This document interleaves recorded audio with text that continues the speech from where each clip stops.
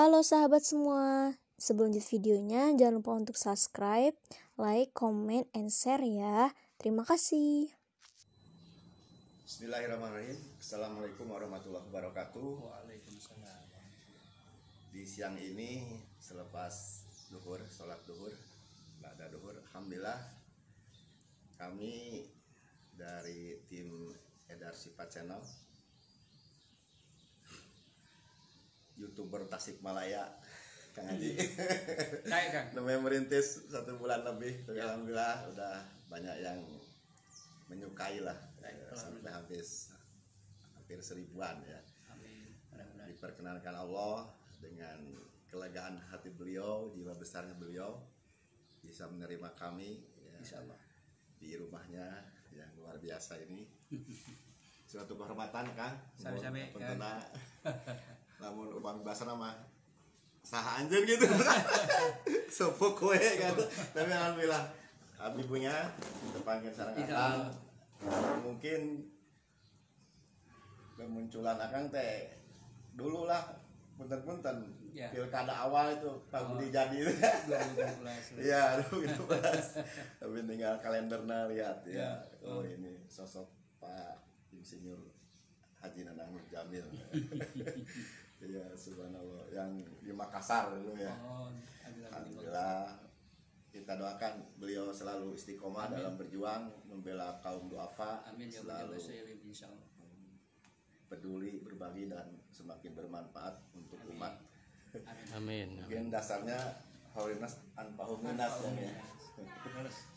Baik manusia adalah yang Banyak memberi manfaat iya sesama orang lain ya.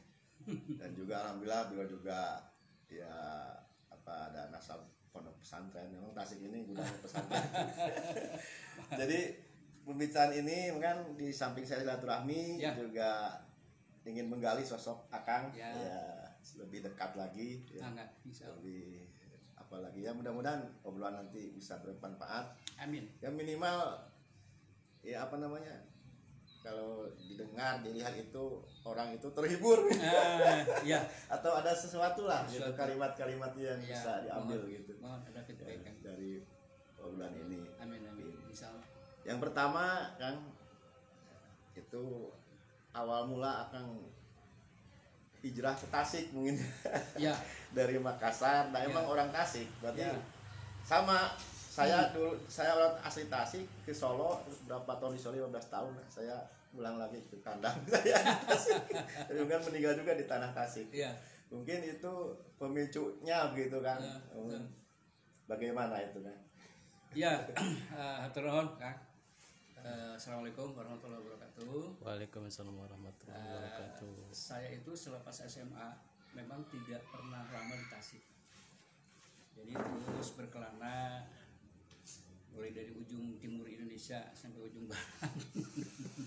Dan memang paling lama saya tinggal stay di Kota Makassar, Sulawesi Selatan. Selatan.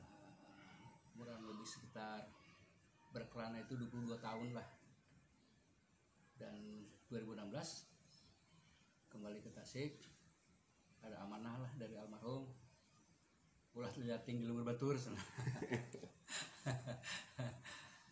Ya akhirnya 2016 saya pulang ke kampung halaman dengan harapan 2016 ya Pak. mohon 2016 dengan harapan apa yang telah saya lakukan di kampung halaman orang lain itu bisa saya lakukan di kampung halaman sendiri kan.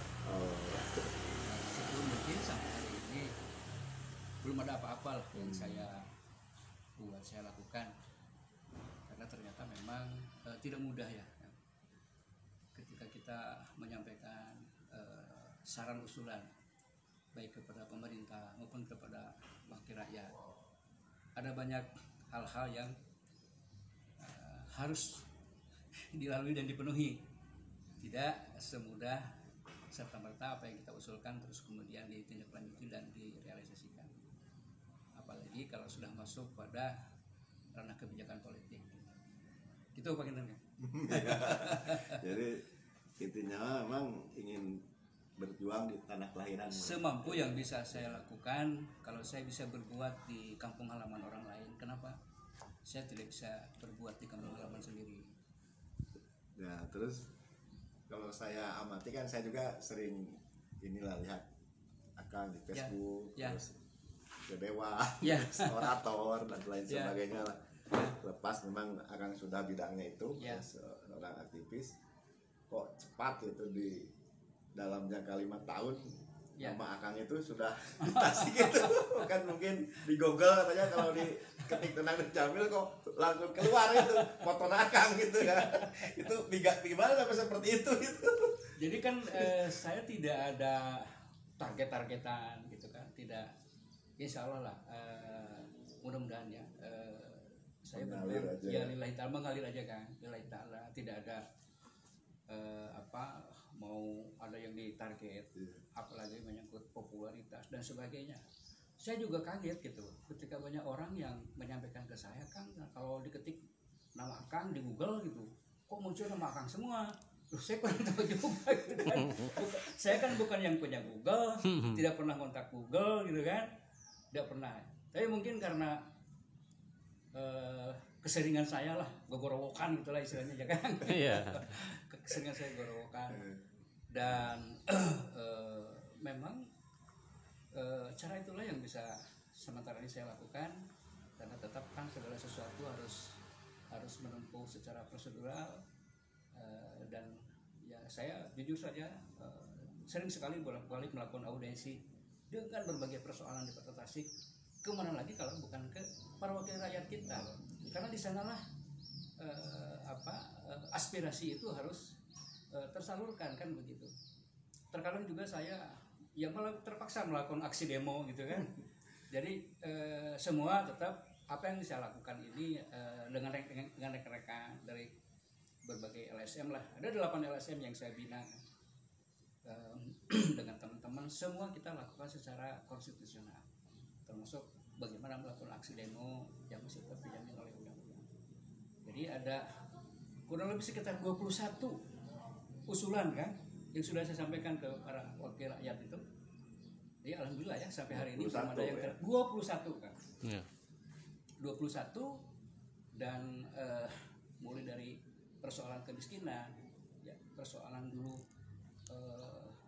kebetulan saya kuliah di bidang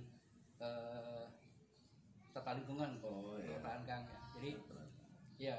Jadi tentang infrastruktur, tentang sarana prasarana. Karena bagi saya menjadi miris gitu ya. Sejak berdiri Kota Tasik sampai hari ini tetap kita menjadi kota termiskin di Jawa Barat. Yeah. Dengan tingkat kemiskinan 12,0 sekian persen lah. Ini ada apa sih sebenarnya? Nah inilah yang terus, karena kalau ketika kita bicara kemiskinan, maka variabel faktornya akan banyak gitu kan yang harus dibenahi. Nah, Tasik ini meskipun tidak secara perda dinyatakan sebagai kota santri gitu kan, tetapi secara kultural memang kita ini sejak berdirinya Tasikmalaya dengan nama Sukapura, kita ini adalah kota 1000 pesantren dulu ya. Kota santri yang begitu melekat. Jadi kontradiktif bagi saya pribadi, sedih dan miris gitu. Kenapa kota santri kok menjadi kota termiskin di Jawa Barat? Itu tantangan yang paling besar. Siapapun wali kota ke depan, siapapun penguasa pemerintahan ke depan, PR-nya yang paling berat. Baik Kang, ya panjang lebar dan luar biasa. Jadi begini, kalau ada aksi, ada reaksi. Reaksi harus sunatullah ya. Ya. Tentunya sebagai ya kalau dibilang tukang demo katanya, tentu banyak yang benci ya, banyak yang suka. Kalau yang suka mungkin yang dibela sama Akang. Sampai sekarang mungkin mencetak Akang, respon sama Akang baik. Itu ada juga lawan-lawan Akang yang benci sama Akang. Itu pernah sampai seperti apa itu? Yang membenci lah gitu, yang suka, yang memang suka bisa. Ya hal yang sebuah konsekuensi ya. Apalagi ketika ya kita mengkritisi hal-hal yang berkaitan dengan kebijakan publik dan ada kelompok komunitas yang mungkin merasa terusik. Jadi saya itu diteror secara fisik, teror secara tidak kasat mata. Padahal tidak gaduh pengawal ya. Dulu Allahu Akbar. mobil dilempar batu, disebet sama senjata tajam, di kap mobil waktu mau berangkat ternyata ada benda tajam gitu mau dikosletkan. Itu sudah ya kalau teror via telepon udah biasa itu. Tapi saya hadapi dengan insya Allah mudah-mudahan saya diberikan ketenangan, kekuatan dan Amin. kesabaran lah. Wallahu a'lam bishawab. Siapa yang melakukan itu semua. Tapi kalau kita tidak siap menghadapi itu, rasanya naif gitu ya kan. Kita memperjuangkan kepentingan masyarakat banyak. Tentulah pasti ada oknum lah, mungkin tidak banyak yang merasa mungkin lahannya terusik gitu kan. Meskipun saya tidak berniat mengusik lahan siapapun ya. Tetapi mari semua harus dikembalikan pada koridor yang benar sesuai dengan hak dan kewajiban yang dilakukan secara normatif kan. Iya, so, udah berapa menit? Jadi mungkin terakhir nih. Ya. Kalau saya dan Aka mungkin saya 46 kan. Ya. Sekarang berapa? Sekarang 57 saya. Nah, itu berarti generasi jadul. Milenial yang usia-usia anak saya lah, masih kuliah tingkat 5 atau lulus. Itu pesan moral lah untuk generasi ini yang muda-muda ini. Iya. Yang pertama untuk generasi muda, jangan lupa pada kultur budaya kampung halamannya sendiri. Itu dulu. Saya miriskan budaya Sunda terutama ya.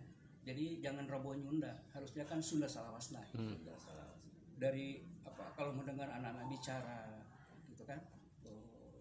Sudah jarang kita melihat anak-anak remaja ngomong berbahasa Sunda. Nah, betul. Apalagi berpakaian Sunda. Ya.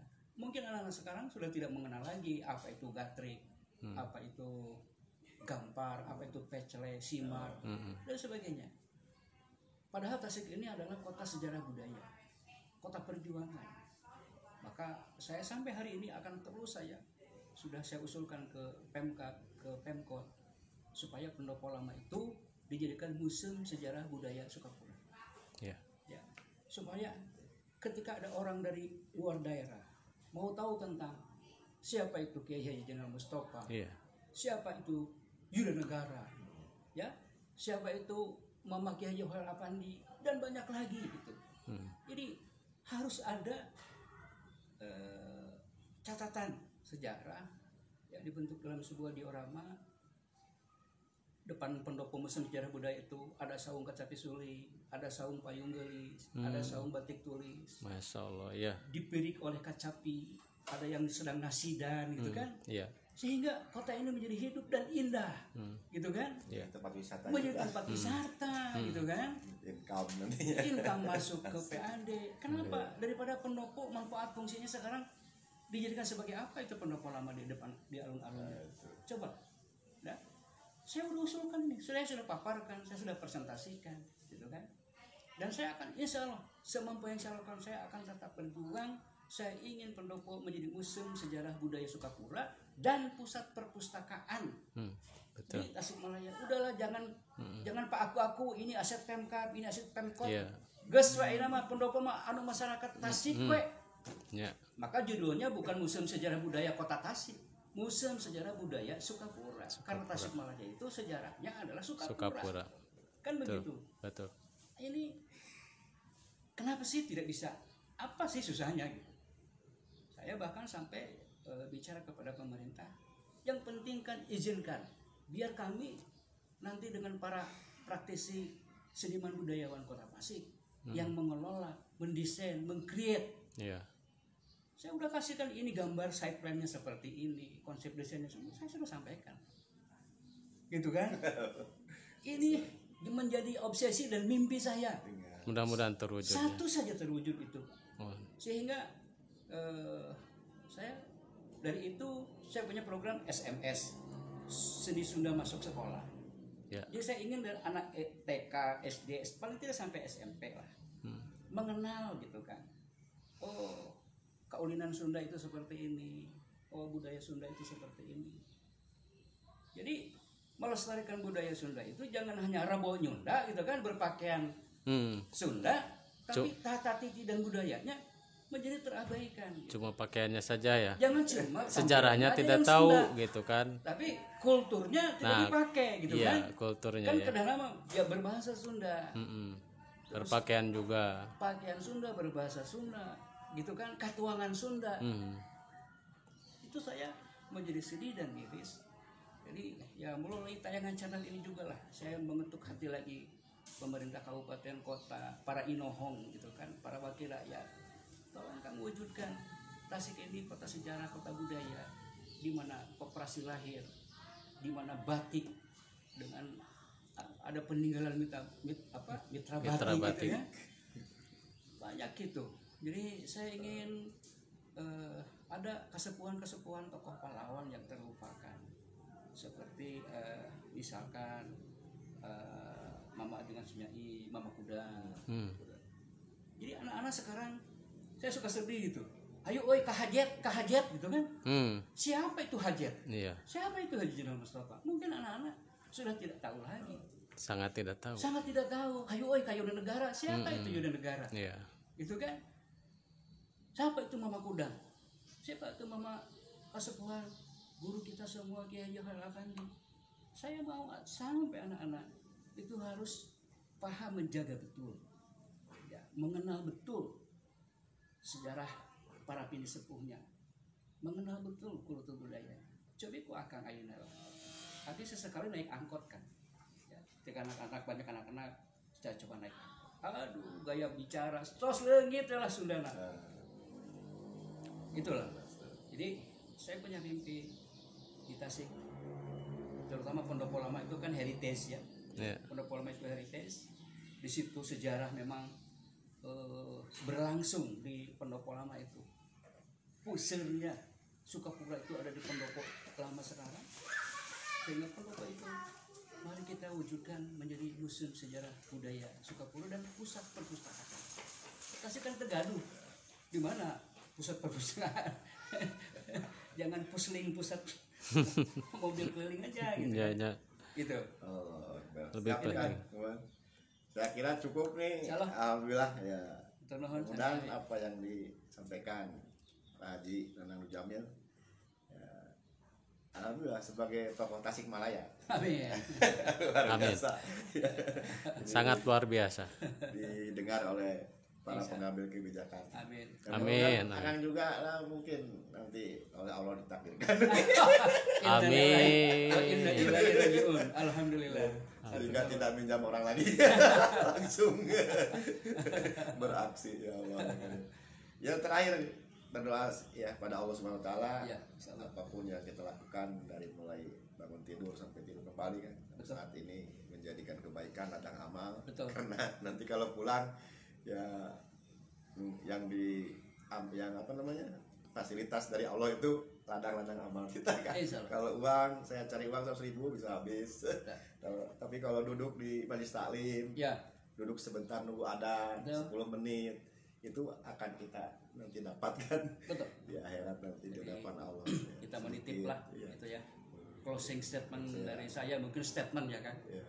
Kembali lagi tadi kan saya semua ke anak-anak generasi muda kepada semua termasuk kepada diri saya sendiri, mari kita kota Tasik kembalikan menjadi kota yang sarendek saigal sabobot sapihan dia. Gitu kan? Khairun nas anfa'uhum linnas. Siap kan? Iya. Jadi kita berbuat karena manusia yang paling mulia di hadapan Allah adalah manusia yang paling banyak manfaatnya bagi manusia lain. Iya. Itu pantang closing statement primus. Ya. Sekian siang ini bincang santai bersama Pak Haji Nanang Jamil. Ya, mudah-mudahan bermanfaat. Amin. Usikum nafsi lillakallah. Assalamualaikum warahmatullahi wabarakatuh. Waalaikumsalam Salam sejahtera dari Tasikmalaya untuk semuanya.